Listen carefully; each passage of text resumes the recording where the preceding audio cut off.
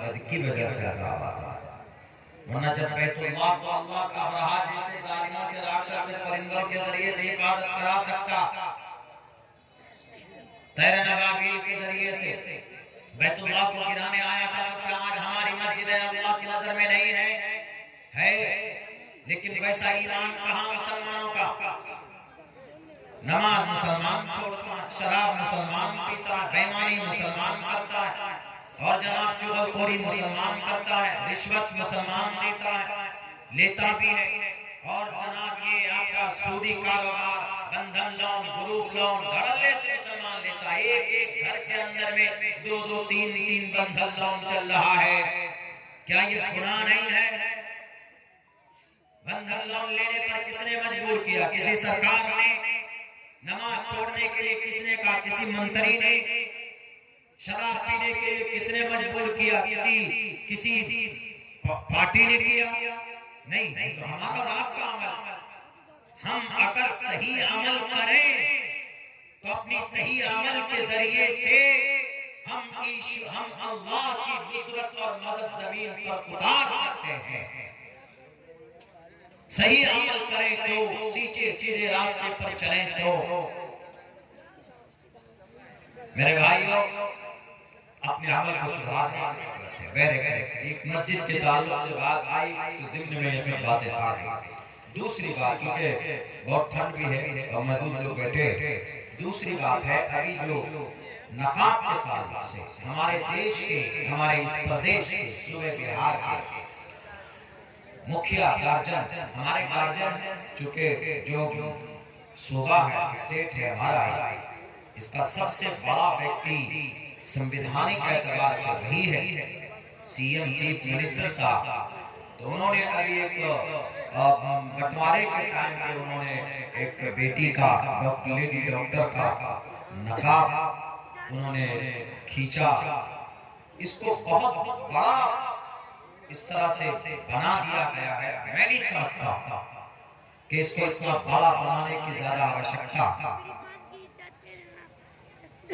हाँ, अगर वो मुस्लिम बेटी नकाब पहनकर गई है तो उसका फंडामेंटल राइट भी है और उसका शरीय अमल भी है, उसकी एक शियार है नकाब। इस्लाम में नकाब पहनना, पर्दे में रहना, ये शरीयत की तरफ से है। अल्लाह ने कुरान में 7 आयतें ऐसी नाजिल फरमाई है जिसमें पर्दा, चेहरे का, हाथ का, पैर का, और अल्लाह ने कुरान में जो 7 आयतें नाजिल फरमाई है पर्दे के लिए, तो उसका रीजन भी बताया। क्या, क्यों जी की पर्दा करें? इसलिए कि उससे इज्जत महफूज होती है, उससे इज्जत की रक्षा होती है।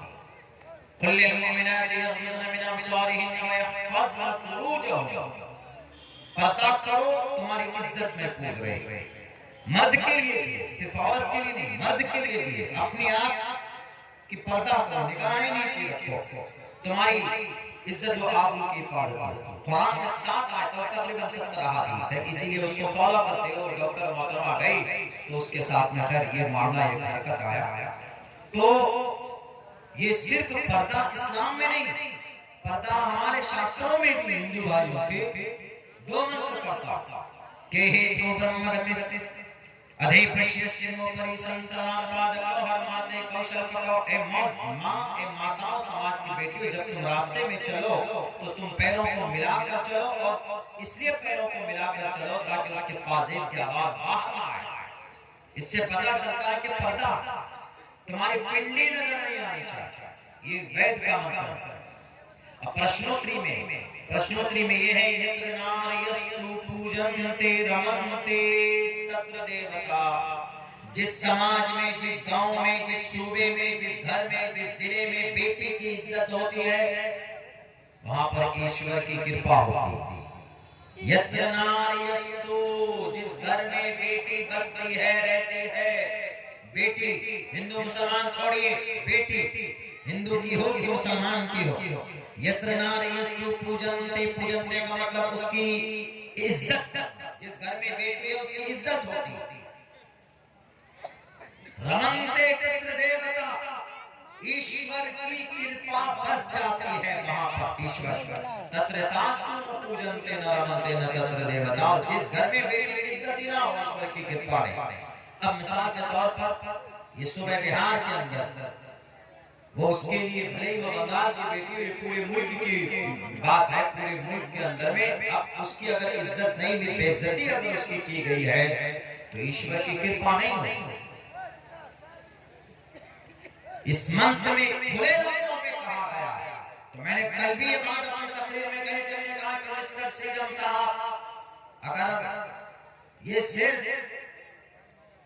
हिंदू समाज की बात नहीं, ये मंत्र के अंदर अच्छी बात ये कही गई कि समाज की कोई भी बेटी हो उसकी इज्जत होनी चाहिए, उसका सम्मान होना चाहिए। और भरे मजमे में बुलाकर उसके नकाब को अगर आप नोचते हैं तो यकीनन उसकी बेइज्जती हो रही है। बेटी है, सम्मान नहीं होना चाहिए, निंदा की गई, लेकिन इसके ऊपर लोग लगे हुए हैं,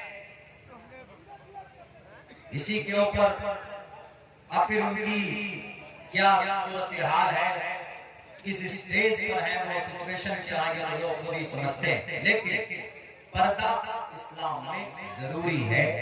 वही पर्दा मिस्टर नीतीश कुमार जी के साथ ईश्वरीय ग्रंथ में भी है कि बेटी का सम्मान करो, बेटी को इज्जत दो। सिर्फ वही नहीं, हमारे समाज में कितने नौजवान ऐसे हैं जो कितनी बेटियों के दुपट्टे को नोचते हैं और उनकी इज्जत व आबरू को तार-तार करते हैं। उस पर भी बात होनी चाहिए। हर 45 सेकंड के अंदर, हर 45 सेकंड में 45 सेकंड की बात कर रहा हूं, हमारे मुल्क हिंदुस्तान के अंदर हर 45 सेकंड के अंदर में एक बच्चे का रेप होता। इस पर क्यों नहीं बात की जाती? इस पर भी बात होनी चाहिए। और पर्दा इसीलिए है, बिना पर्दे की औरतें बाहर या बच्चियां बाहर जाएंगी, नजरों से नजरें मिलती हैं, बात होती है, नंबर एक्सचेंज होते हैं। और आजकल नौजवान लड़के जो इस मिजाज के हैं, वो लड़के नौजवान समाज की रीढ़ की हड्डी नहीं, वो शैतान है, शैतान जो किसी बेटी की इज्जत लूटते और उसको छोड़ देते, उसको मौत के घाट उतार देते। शायद आप लोगों को नहीं मालूम हो, 23 लड़कों ने मिलकर अभी बनारस के अंदर में एक बेटी को ड्रग देकर उसको नशा की दवाई दे देकर 7 दिन के 23 नौजवानों ने उसकी इज्जत को आबरू लूटी। औरत सम्मान की चीज, इसीलिए अल्लाह के नबी अलैहिस्सलाम ने कहा, अगर किसी के घर में 2 बेटी है, सही परवरिश करके उसकी शादी करा देता है, तो दुनिया सुनो, कल क़यामत में वो इंसान अपनी 2 बेटी की परवरिश करने की वजह से मेरे साथ खड़ा होगा जन्नत के अंदर। ये बेटी के सम्मान को बढ़ाने की बात, बेटी की इज्जत और आबरू को बढ़ाने की बात अल्लाह के नबी अलैहिस्सलाम ने कही। लेकिन यहाँ आज हम लोग अपनी जुबानों पर बेटी को सम्मान,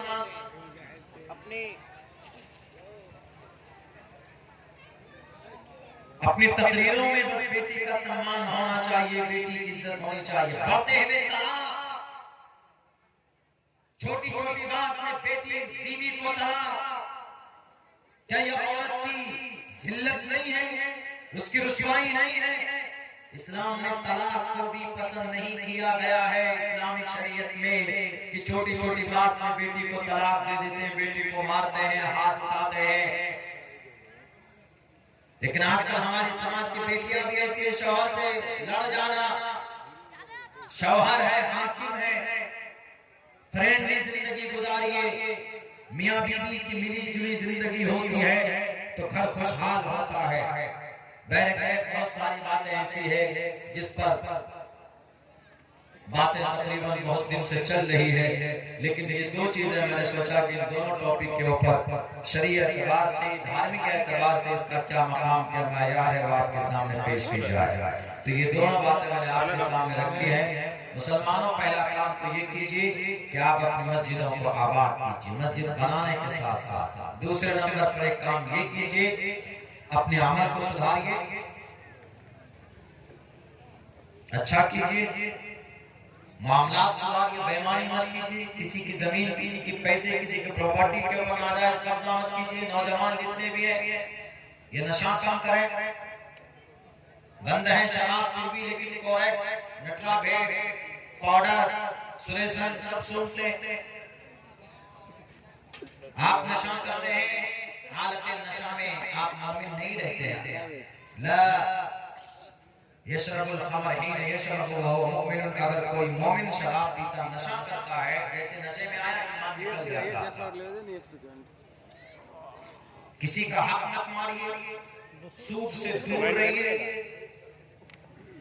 ये जो बंधन लोन लेते हैं हम लोग ग्रुप बनाकर नाजायज और हराम सूदी कारोबार ही हराम है इस्लाम के नजर में।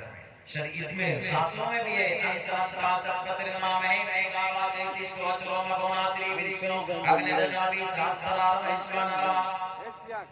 पूरा मंत्र की तशरीह करेंगे तो वक्त लगेगा, बस इतना कहा गया है कि अगर घर का चौखट बेचकर तुम्हारी जरूरत पूरी होती है तो घर का चौखट बेच दो, मगर ब्याज मत लो, सूद मत लो।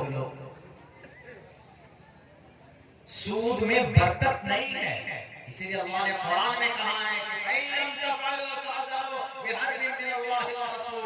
अगर कोई मोमिन मुसलमान सूदी कारोबार से बाज नहीं आता है, सूद देना देना दोनों बराबर का जुर्म है। अगर लोग नहीं रुकता है तो अल्लाह और उसके रसूल से जंग करने के लिए तैयार हो जाएगा। ये कुरान का पैगाम है। और दूसरा जो सबसे बड़ा काम करना है वो ये कि अपने बच्चों को पढ़ाई तालीम दीजिए। खाइए पीजिए कम, मांस मटन चिकन कम खाइए, महीने में कम से कम 1,500 से 2,000 कहीं नहीं। जो हम लोग सिर्फ मछली मटन ले आते, चिकन ले आते,